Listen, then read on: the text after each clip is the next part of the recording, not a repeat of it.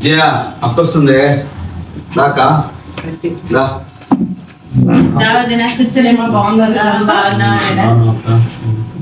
Happy Rakshabandhan. Thank you అక్క. ఇంకా ఇంకేం సంగతులు? చెప్పక్క అంత బాగా బాగున్నది కదా? అంతా బాగున్నారు నాన్న. రాఖీ కట్టే నాన్న తమ్ముడు. ఏమిస్తావు నాకు నువ్వు? ఏం కావాలక్క నీకు? నీకోసము ఆత్మూరు రోడ్లో ఉన్న 4 ఎకరాల పొలం ఇచ్చేస్తాను. తర్వాత మనకి ఇక్కడ స్టేట్ బ్యాంక్ అన్న 10 సెంట్ల స్థలం ఉందన్న, అది కూడా ఇచ్చేస్తాను అక్క.